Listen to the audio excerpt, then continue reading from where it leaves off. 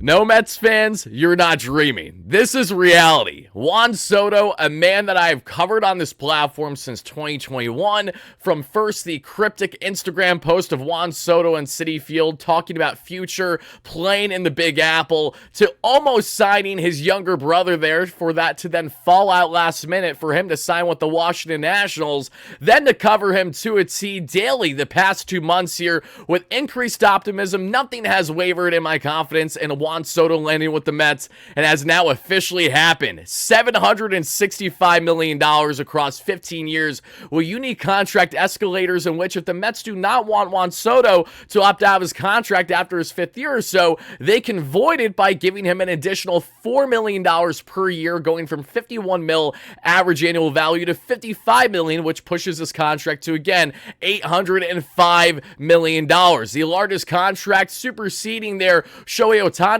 current present day value of 450, in which 680 million out of his 700 are deferred. But this is far and away the largest contract in North American sports history. Steve Cohen not only changed so much for the Mets in their future, but changed so much about sports as we know it across baseball and other major sports we will see for years to come. So in today's segment, I'm so excited and happy to get into, we're going to further highlight and detail all the key factors, the major changes now that are on the horizon for the Mets going forward, positively, negatively for teams like the big bad Yankees and many others across Major League Baseball, all the ins and outs about this deal, what Juan Soto is bringing to the Mets, and ultimately how the Mets and our fandom is drastically changed forever for the foreseeable future. How you doing, everybody? It's Wardy here. Thank you so much for smashing a like and subscribe button. And let me know your further reactions to Juan Soto now at New York Metropolitan. Let me see them in the comments down below, everybody. And also thank you so much for hearing from our amazing sponsor at BetUS, because there's no better time to throw the BetUS plug-in, our amazing sports book here that has you covered with all your sports betting needs, because you can head over there to BetUS by using Wardy's promo code YouTube150 and getting 150% bonus on your first deposit, $125 on your second and your third, up to $2,000 for whatever you want to bet for. And folks, we hammered big time Juan Soto to Mets that we did on the channel over the past couple of days, and we came out winning outright with north of $50 down in the pockets. So you're telling me Juan Soto's a Met on my favorite team, and now I won north of $50 as well just for thinking Juan Soto would be a Met? How can you go wrong here? Love the odds here at, of course, BetUS Sportsbook, and check them out with Pete Alonso and other key free agents that you guys can bet on where you think that they're going to land next, if they're going to return their team or go elsewhere this offseason. Shout out to BetUS, everybody, and thank you so much for hearing them out as always. But as we hop back into this one, everybody, we have to talk about everything Juan Soto here, and I have a lot of notes to get into, because I know that otherwise I'm going to be rambling too much and missing on some keynotes that I really want to share, everybody. So in what is a 3-part note that I have for each and every one of you, let's start with the contract details, okay? Because as we mentioned, this is the largest deal in North American sports, right? And even though that the contract was right around $3.5 to $5 million more per year than what the Yankees offered, clearly there were other factors outside of the money alone that helped the Mets and Steve Cohen sway Juan Soto out of the Bronx, this time the Flushing Queens. Hal Steinbrenner, it wasn't for a lack of effort, but Hal now has to deal with what we dealt with to a degree, as did Hal did as well, even though he was third if not fourth in the bidding for Yamamoto a year ago. But the same way that we felt that Yoshinobu Yamamoto was coming here at $325 million and he still didn't, it wasn't for a lack of effort by David Stearns and Steve Cohen. For Hal Steinbrenner, he showed a willingness to spend unlike any other time in history as an owner for himself to this great magnitude, but it still wasn't enough. Juan Soto wanted to be a New York Metropolitan, and that unique opt-out there after the 5th year is very interesting to me.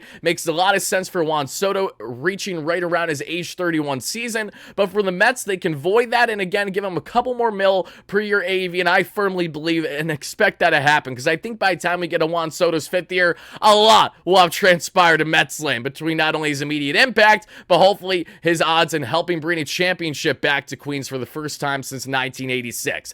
There's a full no trade clause on this contract as well, so don't worry, Mets fans. We're not going to have David Stearns try to dump this contract in a couple years, I assure you. And just for some context on how drastically different and how grateful we are as Mets fans for Steve Cohen, who has lived up to expectations and then some on trying to do everything in his power to bring a championship to Queens. He has done everything you could ask for to this point, and in comparison, Steve Cohen just spent, again, north of $805 million on one player, one signing. Throughout the the entire Wilponsian regime, the Wilpons spent a total of $800 million on their top 10 contracts that they signed in the history of the organization. I understand that context is different from then to now. Things have drastically inflated throughout the free agent market over the years, but it's all something to be said on how willing Steve Cohen is to spend freely of a man with a net worth of $22 billion, knowing this doesn't hurt his pockets out at all drastically, and knowing how much he desperately wants to see the Mets get back to a championship pedigree that they haven't been in a number of decades. Now, how does this impact the Mets? That's the great question, right? How does this drastically impact the Mets and their future for the foreseeable future for at least the next 5, 10, 15 plus years? Really, it's going to be the next 20 plus years, and we'll get into that. As long as Soto stays healthy and projects the way we expect, things are going to drastically change here, and it starts with this being the biggest signing in team history, and now the public perception that Juan Soto landing with the Mets benefits here with the Mets. Seriously, from not only Dominican players going forward that are looking to impact the free agent market greatly in years to come, right? Or even international free agent signings of young top prospects there ranging in ages 16, 17, 18 that are looking for massive signing bonuses. Not only does that drastically impact the Mets for the better in their pursuit and their attempts to land these guys, the same way that a lot of players in Japan idolize Ohtani and want to be a Dodger, is the same way now for the next decade plus, we're going to see a lot of players of different Spanish descent, whether they are, again, Dominican, Puerto Rican, Venezuelan, Nicaraguan. Again, it doesn't matter. This only benefits the Mets greatly in that regard, to such a higher magnitude to pair him with now the captain of the Mets, the face of Team Puerto Rico, that being a Mr. Francisco Lindor, Mr. Smile. This drastically impacts the Mets for the better in their continued pursuit of top talent each and every year. Not only from key free agents there that have already established themselves in Major League Baseball, but also in the international free agent signing period that we have every year right around January 15th. Now you look at how the Mets are going to find themselves, in comparison to other baseball clubs and their pursuit of players. This impact that it has on the organization also changes the perception greatly for players in general. The Mets have had to do a heavy selling job since Steve Cohen became owner, starting with the Trevor Bauer sweepstakes, in which at the end of the day, the Mets' lack of championship pedigree and great history is the reason why they couldn't land Trevor Bauer, who had a favoritism as a Dodger fan who grew up there, as well as also wanting to go to a team with the best chance to win. There were obvious reasons as to why the Mets didn't look like the best chance to win when Steve Cohen first became owner, but it's a testament to how much they have changed in such a short period of time, to change the narrative, to change the point of view from so many opposing fans and players that have hit the market in years past, to now say, hey, the Mets are not only an intriguing destination, but they are potentially my top destination that I want to land with, to pair with Lindor, to pair with Soto, to pair with hopefully the reunion of Polar Bear Pete Alonso and everyone else in company. And then you add in an owner that's more personable and more willing to work one-on-one with you than probably any other owner in baseball. What, he's far and away the most wealthy? There are not many better stops right now that you could rightfully argue than what the Mets have to offer to everyone else. And then you also look at homegrown talent as well. I think there's something to be said about players and kids in the New York area. You know the story with so many kids obviously growing up the East Coast, idolizing so many diehard Yankees over the years, Mets to the same degree. But now when you look at the next generation of kids growing up in New York, the next generation of kids growing up in the DR over the next 10 to 15 years, they're going to continue to look up and idolize players like Juan Soto in many different ways. And because of that reason, that again only benefits the Mets and positively impacts them in their continued pursuit of great talent each and every year, trying to get the best out of these New York Metropolitans. And how does this impact the New York Yankees? That is also a great question, because this negatively impacts them across the board in so many different ways. The pros naturally is that they don't have to deal with a massive contract that would have been so hard to balance with Hal Steinbrenner needing to salary dump guys on Marcus Stroman,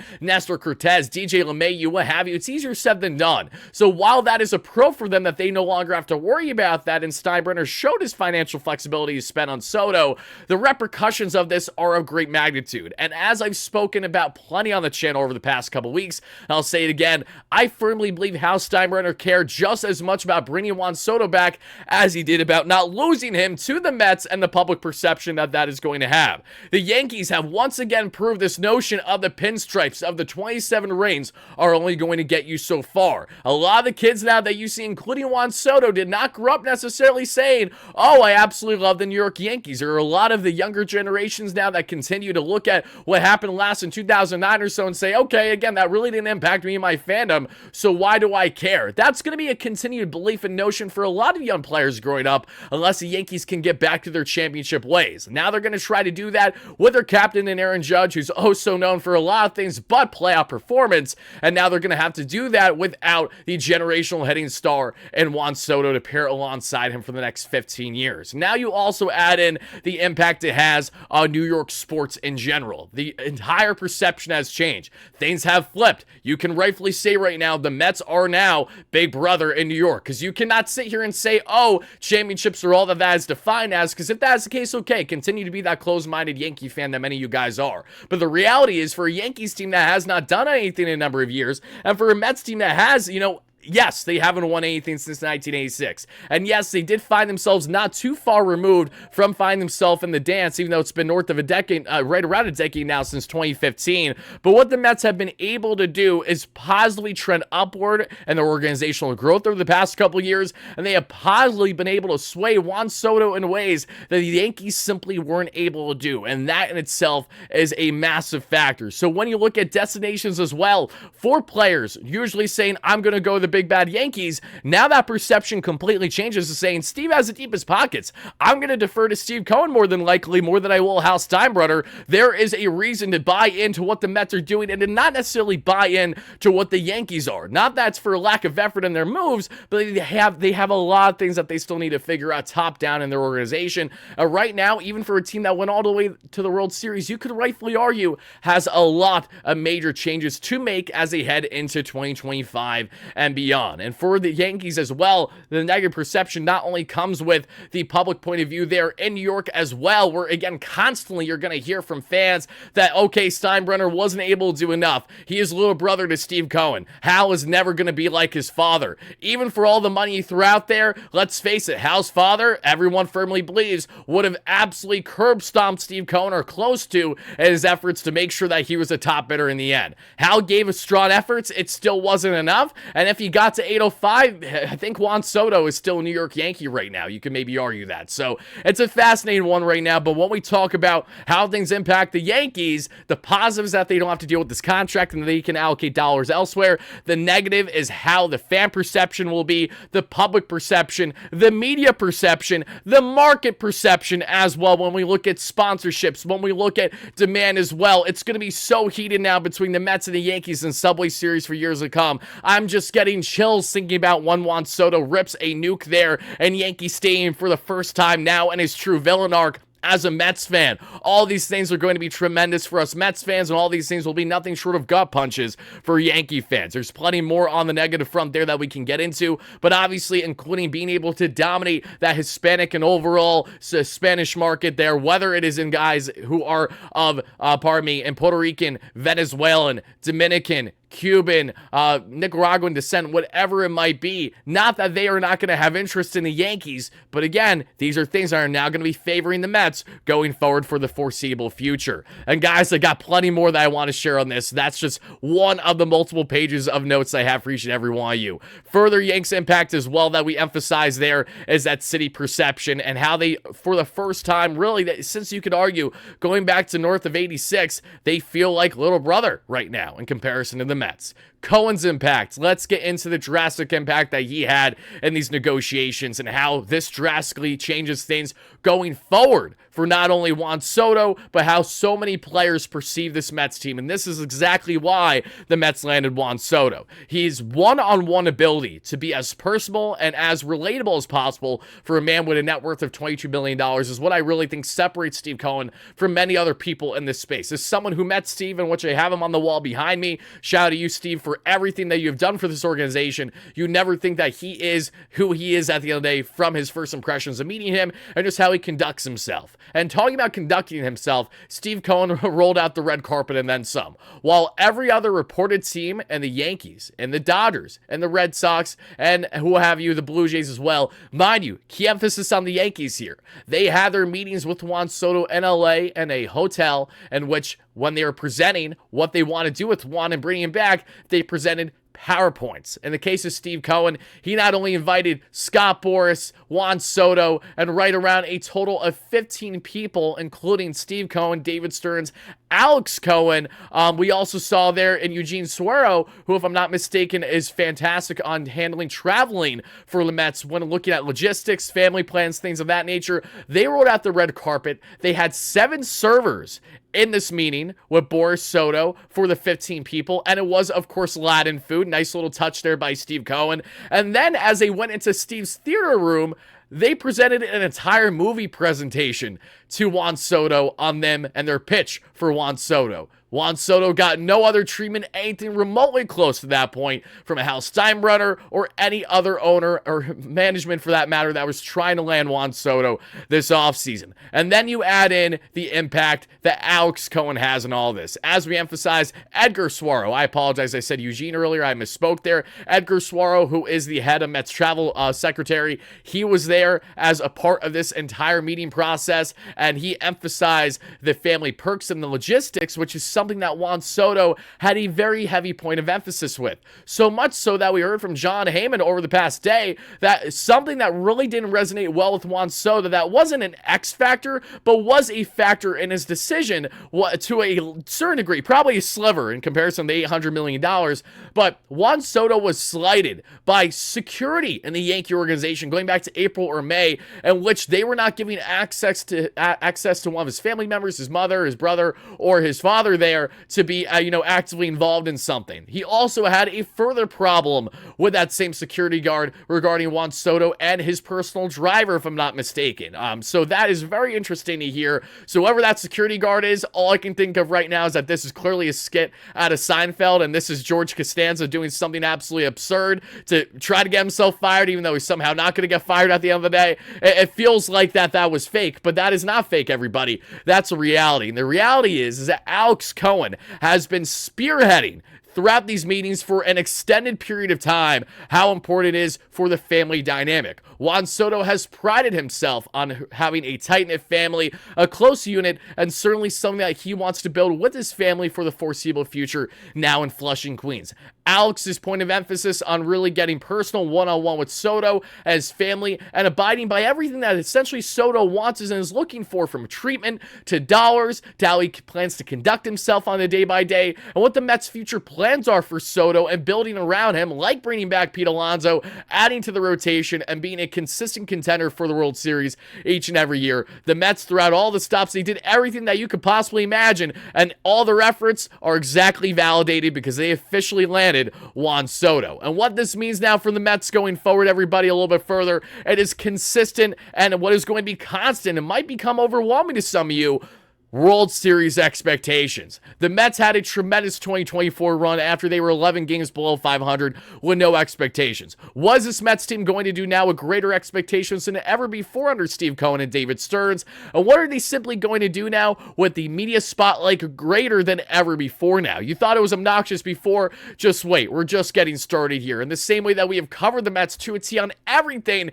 things are now upping the ante and then some in 2025 with Soto in the mix. We're going to have more breaking news, more headlines, more key topics than ever before to get into. Post-game reactions every single night. It's only amplified and then some, because as Juan Soto lands with the Mets and the fan base grows, so does the media space, so does the content space, and things are now going to be getting greater than they truly ever have been before in Mets land. This is now going to also be a bloodbath in the end, at least for years to come. You got Ronald Acuna Jr., Austin Riley, Matt Olson, Marcell Ozuna. My name is Marcell Ozuna from the Braves. If you know, you know. All the pieces you got there. The Philadelphia Phillies. You got Bryce. You got Trey. You got Schwarbo. You got Nicky C, even though they want to trade him. They got Alec Boehm. First half Alec Boehm. Don't talk about second half Alec Boehm 2024. You got a solid Bryson Stott at times, one of the better catchers in baseball in JT Realmuto, and a very strong rotation in a lot of ways. The Mets, now you got Francisco Mr. Smile Lindor, an MVP candidate. You got another MVP candidate in Juan Soto to pair alongside with them.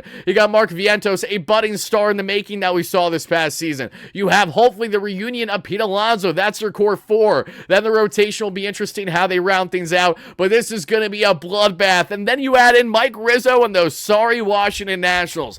Back 2 years ago or so, 2.5 years ago, Mike Rizzo denied a trade offer from the Mets in which they were offering reportedly Francisco Alvarez, Mark Vientos, potentially one if not both of Brett Beatty, Ronnie Mauricio, and a couple other key pieces for Juan Soto. Obviously, he's happy with his return in CJ Abrams, James Wood, what you see there in Mackenzie Gore, among others. We're not going to talk about Hassel III because that really hasn't done anything yet. But what we will talk about is Mike Rizzo's continued efforts to make sure Soto was no longer in the NL East. Fast forward 2+ years later, now he's going to have to deal with them for the rest of his career. You hate to see it, Nationals fans. You really do. Can't relate. In the case of the Mets and what this means for their history now, Lindor and Soto will now have a chance to further cement themselves, not only Major League Baseball history, but in Mets history as the best 1-2 punch that we have ever seen in Queens. This has the potential to surpass, obviously, what we have seen and the great Keith Hernandez there and, that being in Darryl Strawberry. Whether you're looking at more recent successes of guys in David Wright and Jose Reyes, there are so many amazing tandems that we have seen over the years in Mets land, but Juan Soto and Francisco Lindor have all the potential to surpass them all. Mets fans, let me know how excited you are by the great reality that Juan Soto is at New York Metropolitan. Let me know what key changes are inevitably coming now for the foreseeable future across the Mets and Major League Baseball as we know it. Are you most excited about? Which one do you think will negatively impact things the most? Because I will say, I understand there are people that don't love the contract. Thankfully, it's not our money. Yes, it negatively impacts other teams trying to pursue top players because how inflated their contracts are going to be. It doesn't negatively impact the Mets. It only positively impacts them naturally. And for what it's worth, you're spending right now 51 mil AAV there on Juan Soto, right around 120 mil total in his first year with a $75 million signing bonus. Absurd. 120 million in 1 year, even with all the for going from gross to net and everything the taxes is going to take, it's still absolutely absurd. But even having said that all, folks, you're going to have Juan Soto now for the next 15 years. That has to get you excited. Buckle up. Get ready for the ride. This team, folks, I'm still at a loss for words. I really am. And we're just getting started. How this is going to impact the market will be fascinating because Soto is a man that even though he's making a lot of money around 51 mil AAV, he had a worth per Fangraphs last year alone with the Yankees in 2024 at, yes, over $63 million. He has totaled over $290 million in player value, combining each and every season per Fangraphs. And now you're looking at Juan Soto pretty much at a discount, at least if you're excluding the signing bonus for 2025, if he's going to perform at all similarly to 40+ home runs, 100+ RBIs, a ridiculous clip there with 1,000+ OPS. You're looking right there at a 180 WRC plus, 80% better than the average batter in baseball, and 8 WAR, which means he himself alone accounted for 8 wins above replacement per Fangraphs, all while having subpar defense. Mets fans, get ready. This dream is now a reality. Juan Soto is a New York Met. Be on the lookout, folks. We will be live later on this evening, folks. Potentially joining me is Will Salmon of The Athletic live for winter meetings, as long as he's not too busy. I'll be covering all the latest big Mets updates tonight, as the Mets have made it a very interesting signing that we're going to touch on later today, along with who they're currently pursuing. Roki Sasaki's officially posted, and a whole lot more on Juan Soto was next for the team in Queens. Thank you guys for watching. As always, no matter what, let's go Mets, baby. Peace out.